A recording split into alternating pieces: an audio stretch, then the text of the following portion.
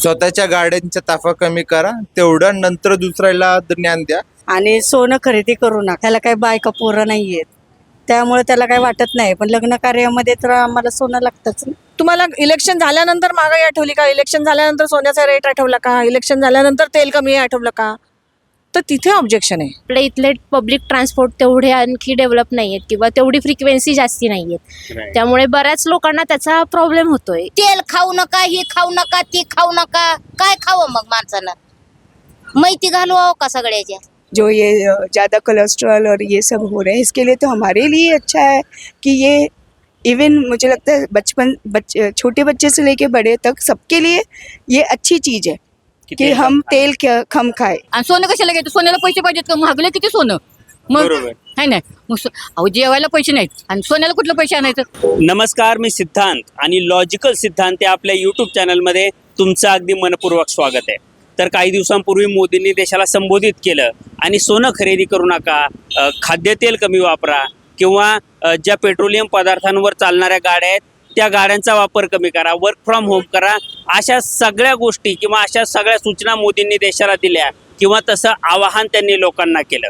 आता याला प्रतिक्रिया म्हणून भाजपच्या नेत्यांनी गाड्यांचा ताफा कमी केला किंवा त्यांनी इलेक्ट्रिक गाड्या वापरल्या आणि त्याचे रीलसुद्धा त्यांनी सोशल मीडियावर टाकले. पण ज्या 140 कोटी जनतेला मोदींनी हे आवाहन केलं, त्या जनतेला याबद्दल नेमकं काय वाटतं? ते याबद्दल त्रास म्हणून बघतात की देशभक्ती म्हणून बघतात? या सगळ्या गोष्टींची चर्चा आपण लोकांसोबत करणार आहेत आणि लोकांना याबद्दल नेमकं काय वाटतं हे आपण त्यांच्याकडून जाणून घेणार आहेत, त्यांच्याकडून समजून घेणार आहेत. तर चला लोक काय म्हणतात ते चेक करूया. म्हणतात की जरा तेल कमी खावा, सोनं घेऊ नका वर्षभर. हो, पण सोन्याला पैसे पाहिजेत का नको? मग आणि तेल पण कमीच खायला पाहिजे की आता, नाही का? महागाईच्या मुळे तेल जरा कमी वापरायचं. मग आणि सोनं कशाला घ्यायचं? सोन्याला पैसे पाहिजेत का? महागले किती सोनं मग आहे ना. मग अहो जेवायला पैसे नाहीत आणि सोन्याला कुठलं पैसे आणायचं? महागाई किती झाली, किती महागले सगळं. मोदीजीने सगळं महागाई करून ठेवले. मग पुन्हा म्हणतात की पेट्रोलच्या ज्या गाड्या आहेत समजा अशा, तर लाईट जरा बिल किती येते? लाईट बिल महिन्याला 3-3 हजार रुपये येते. मग लाईट बिल कुठलं भरणार? मग मीटर काढून देतात. मग लाईट बिल कुठलं भरणार सांगा की? बरोबर है की नाही? इलेक्ट्रिक गाड्या इलेक्ट्रिक गाड्या कशा वापरायच्या? पेट्रोल नको, पेट्रोलच्याच गाड्या भरूया. इलेक्ट्रिक गाड्यांचं कारण नाही. सारखी लाईट जाते, दिवसातून 10 वेळा जाते. मग गाडी चार्जिंग होणार कशी? तर कामाला जाणारे लोक कशी जाणार? सकाळी लाईट गेली की संध्याकाळी येते. मग दिवसभर लोकांच्या गाड्या कशा चार्जिंग होणार? मोदींना काय म्हणत? त्यांना काय माहिती आहे महागाई किती वाढली? खंडीभर करून ठेवल्या मोदीनं महागाई. म्हणतातच की लोक मोदीनं महागाई केली, मोदीनं महागाई केली. पेट्रोलचं दर वाढलं, दुधाचं 2 रुपयांनी दर वाढलं का नाही? बरोबर. मग खाणार काय लोक? जगणार कशी लोक? मग सगळीच महागाई करून ठेवली आणि काय मग माणसाकडे पैसाच नाही आता. तर ताई 2-3 दिवसापूर्वी मोदींनी देशाला संबोधित केलं आणि सांगितलं की सोनं खरेदी करू नका किंवा खाद्यतेल जे असतं ते कमी वापरा, जरा वर्क फ्रॉम होम करा किंवा इलेक्ट्रिक गाड्या वापरा. याबद्दल काय वाटतं तुम्हाला? हे योग्य आहे की देशभक्तीमय असं तुम्हाला वाटतं की म्हणजे याने त्रास होतोय काय? नहीं, ये बिल्कुल सही बोला उन्होंने कि देखो अगर गोल्ड हम नहीं खरीदेंगे 1 साल की तो बात है, और वैसे इतनी ज़रूरी भी नहीं है कि लेना है, क्योंकि इससे जो फॉरेन रिजर्व्स पे ही हमारे अफेक्ट हो रहा है. और खाने के तेल को तो ये बोलूँगी कि वैसे भी आजकल जैसा देखा जा रहा है, जो यंगस्टर्स में इतना इफ़ेक्ट हो रहा है, जो ये ज़्यादा कोलेस्ट्रॉल और ये सब हो रहे हैं, इसके लिए तो हमारे लिए अच्छा है कि ये इवन मुझे लगता है छोटे बच्चे से लेके बड़े तक सबके लिए ये अच्छी चीज़ है कि हम तेल कम खाए, क्योंकि ये बॉडी को इफ़ेक्ट हो रहा है. सेकेंडली, और इससे हमारा इकोनॉमिकली भी कहीं ना कहीं हमें फ़ायदा ही दे रहा है. और क्या बोलूँ? और जो गोल्ड कम करने की बात हुई, मतलब गोल्ड ना ही खरीदो तो अच्छा है, ऐसा बोला है मोदी जी ने. हाँ. तो जिनके घर में कोई फंक्शन है, शादी है, उनका क्या होगा? फंक्शन शादी कोई ज़रूरी नहीं है कि हमें गोल्ड दिखाना ही होता है, ऐसा कोई वो नहीं है. वी कैन हम एफडी बना के दे सकते हैं. कोई हमें अगर बेटी को कुछ देना है तो एफडी बना के दीजिए. कोई गोल्ड खरीद के देने का कोई मतलब नहीं है. हम यही कर सकते हैं, गोल्ड बॉन्ड बना के दे सकते हैं या आपने आगे अच्छा ऑप्शन दिया. काय वाटतं म्हणजे मोदींनी सांगितलंय की तेल कमी वापरा, जरा बचत करा. पटलं ते जे म्हणतायत ना, मोदींचं सगळं मला पॉइंट्स पटल्या. आणि त्यांच्या थॉट प्रोसेस जे असतात it is for a long run what he thinks. It is not a temporary period what is thinking. And purchase नका करू gold, he is asking just for a year. Okay, it doesn't matter. आणि आज पण आपण एवढं gold घेतलं तर पण ते आपण वापरत नाही एवढं. जेवढं आपण घेऊन ठेवतो ते हार्डली आपण वापरतो. आता जुन्या काळात जे गोल्ड आहे आमच्याकडे हार्डली आम्ही आता we are not from the young generation, we are from the older generation. आमच्याकडे जे सोनं आहे आम्ही तेवढं वापरत पण नाही, मग ते कशाला घ्यायचं. आणि आजकाल जेनझी मुलांना तर सोन्याची आवडच नाही. तर ते फक्त आपण इन्व्हेस्ट म्हणून घेऊन ठेवण्यापेक्षा लाईक माय फ्रेंड सेड, तुम्ही you can invest in FDs, you can make money out of it, not a problem. So it's a good call. तर मावशी, मोदींनी देशाला आवाहन केलंय की गोल्ड खरेदी करू नका 1 वर्षभर, किंवा भाजीला तेल जरा कमी वापरा, किंवा वर्क फ्रॉम होम करा. काय वाटतं या सगळ्या गोष्टींबद्दल तुम्हाला? मला असं वाटतं की देशहित सर्वोच्च असावं याच्याबद्दल प्रश्नच नाही आहे. ते प्रत्येकाचं आद्य कर्तव्यच आहे. पण सगळ्यांनीच हे मान्य करणं गरजेचं आहे. म्हणजे आपण जे बघतो की पेपरमध्ये सुद्धा बरेच वेळा येते की तुम्ही हेलिकॉप्टर्स वापरताय, तुम्ही वेड्यावाकड्या गाड्या वापरताय, ताफेच्या ताफे नेताय.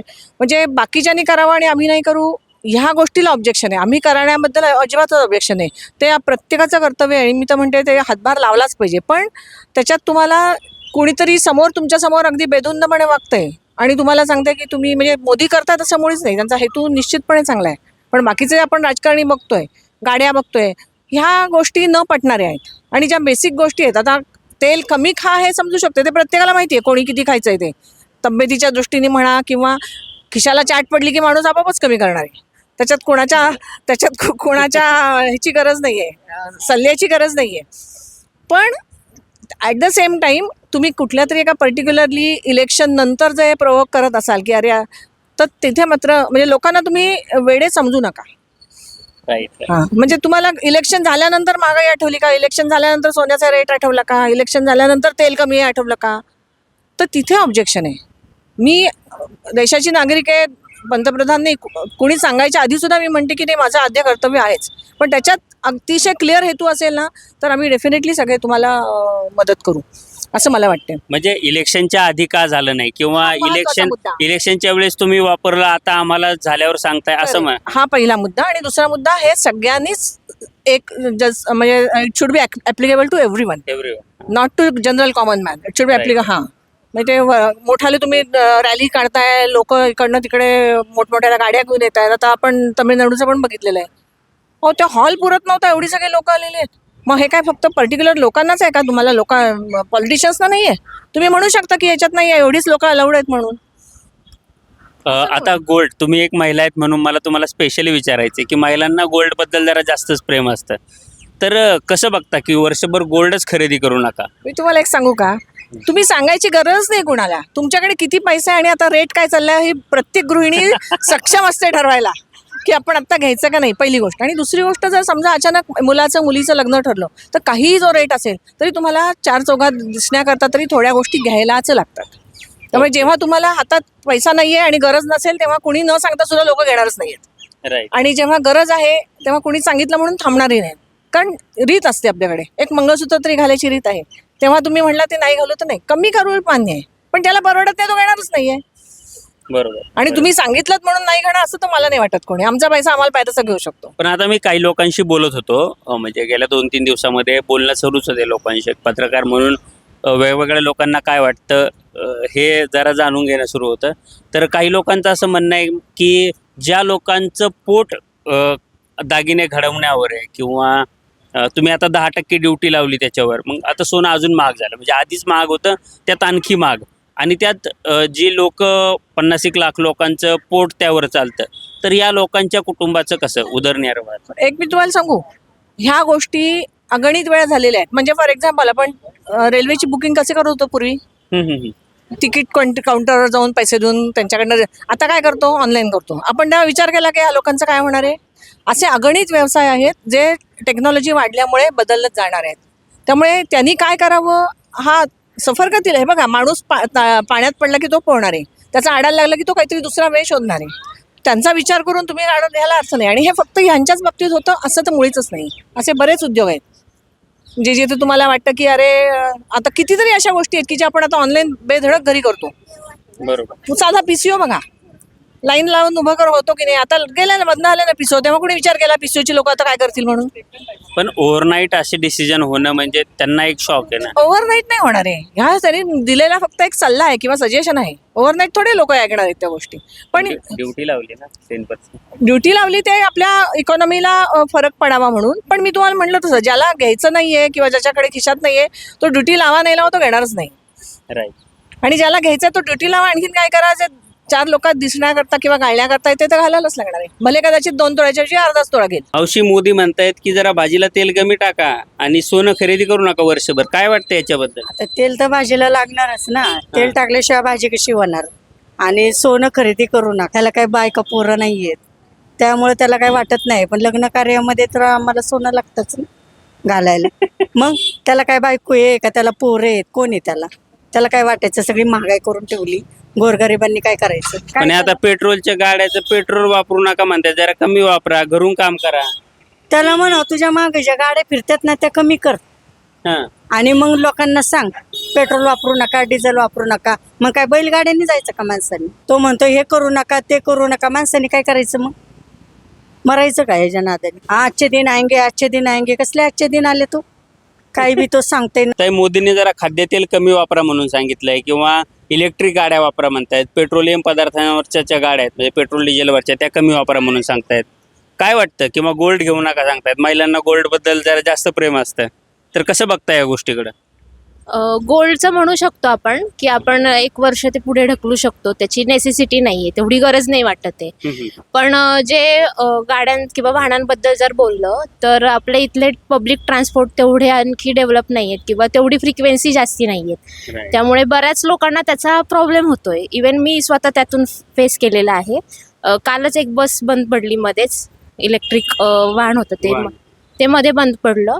तर इलेक्ट्रिक वाहनांची तेवढी अजून आपल्या इथे सुरुवात नाही आहे किंवा बऱ्याचशा ज्या गाड्या आहेत त्या ऑलरेडी पेट्रोल डिझेलवरती चालतात आहेत.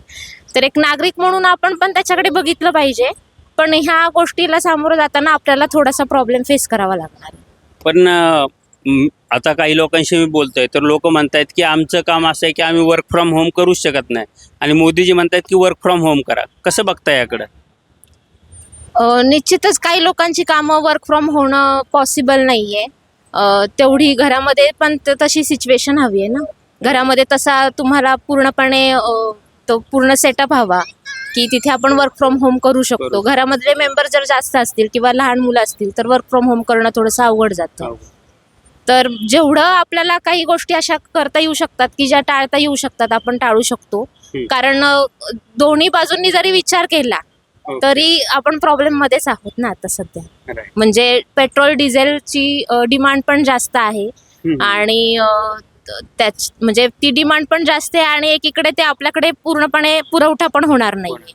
तर यातून आपणच काहीतरी उपाय किंवा मार्ग काढला पाहिजे, नागरिक म्हणून पण आणि पुढच्या भविष्याचा विचार करून पण. मोदी म्हणतायत सध्या तेल जरा कमी वापरा भाजीला, सोनं घेऊ नका. महागाई कमी करा ना. गरिबांनी काय करायचं?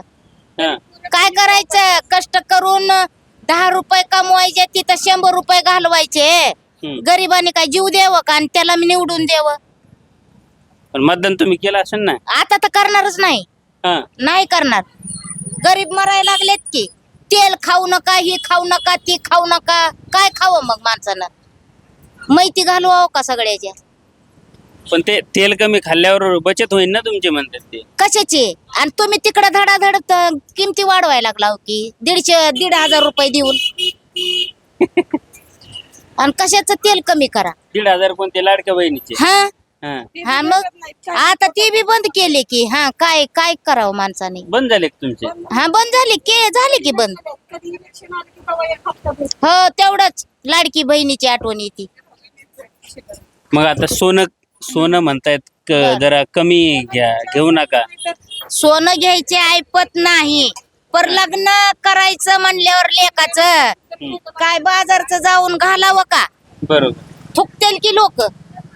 मग ते बाजारचं सोनं घालण्यापेक्षा तुम्ही किंमत कमी करा ना. बरोबर. तुमच्या हातात आहे म्हणून तुमचा कायदा कसा बी चाललाय आणि बाकीच्यांनी काय करायचं? हे चुकीचं आहे समजायचं. चुकीचंच आहे. नाही तुम्ही काही बी ऍडव्हर्टाईज द्याचाल टीव्हीला त्या पद्धतीनं पब्लिक चालणार आहे का? बरोबर. सोनं घेणार बी आणि घेऊन सुनाच्या अंगावर घालणार बी किंवा लिकीच्या अंगावर, ती किती का भाव असना, शेवटी गरीब असते. पण चाललंय की आता 2 लाखाकडं. चाललंय की मग कुणी केलं मग हे? सरकारांनीच ना. हा. गरीब लोकांनी केलंय का? नाही. सरकारांनीच केलंय ना.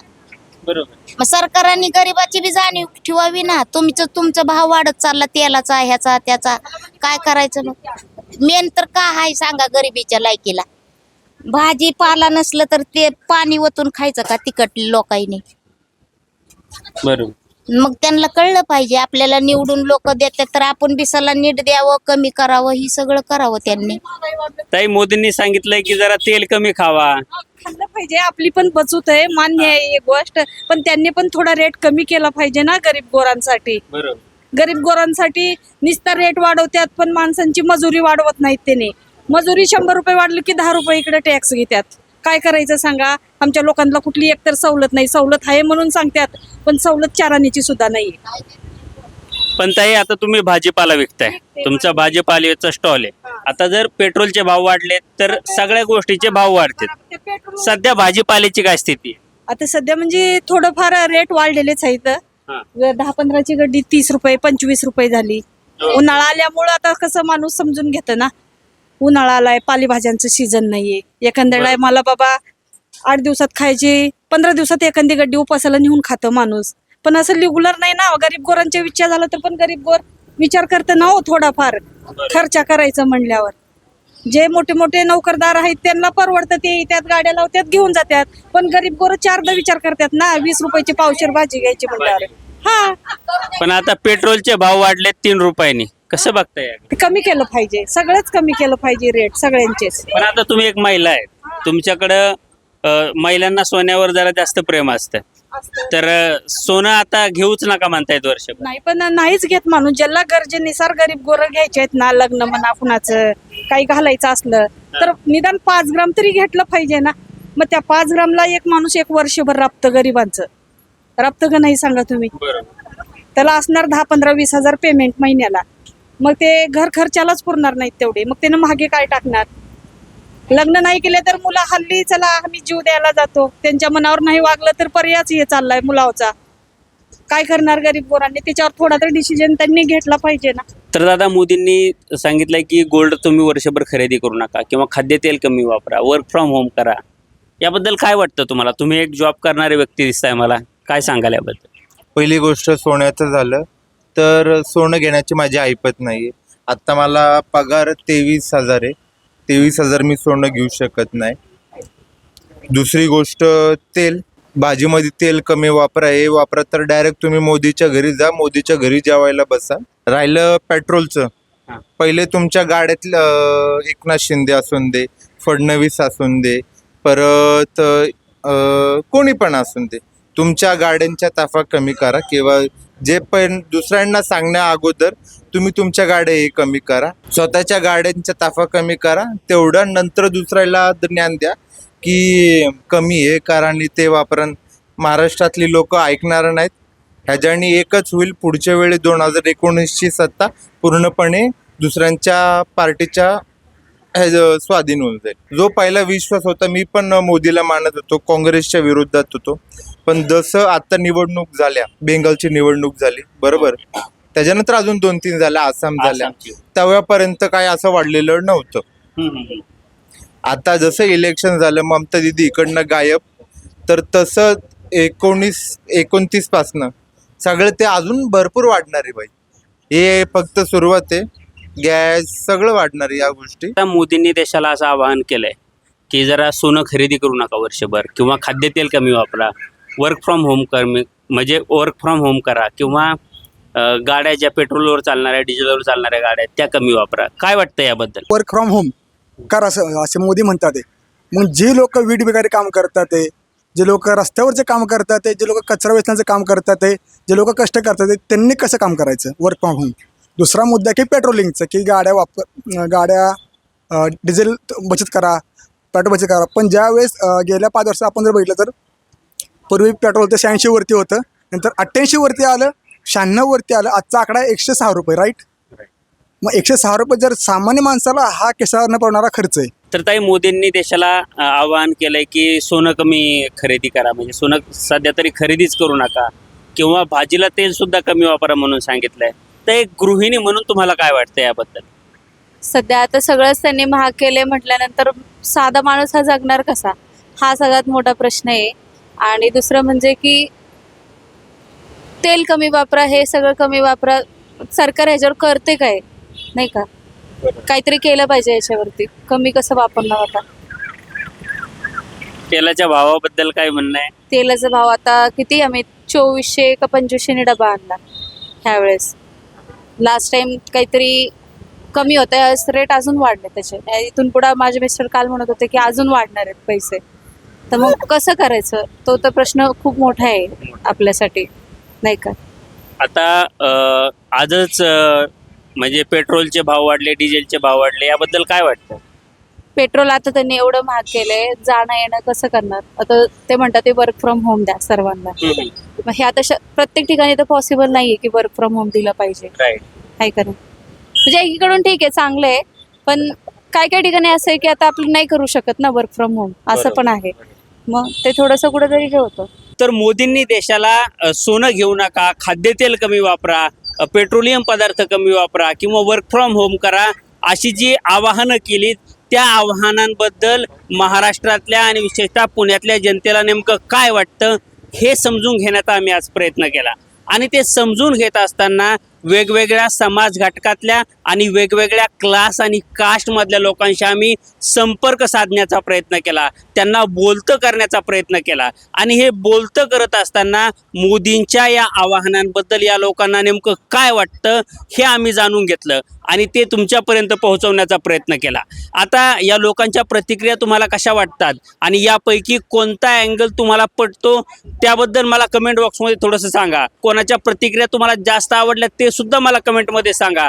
आणि व्हिडिओ आवडला असेल तर व्हिडिओला लाईक करा आणि असेच नवनवीन व्हिडिओ पाहण्यासाठी लॉजिकल सिद्धांत या आपल्या यूट्यूब चॅनलला सबस्क्राईब करायला तेवढं विसरू नका. धन्यवाद.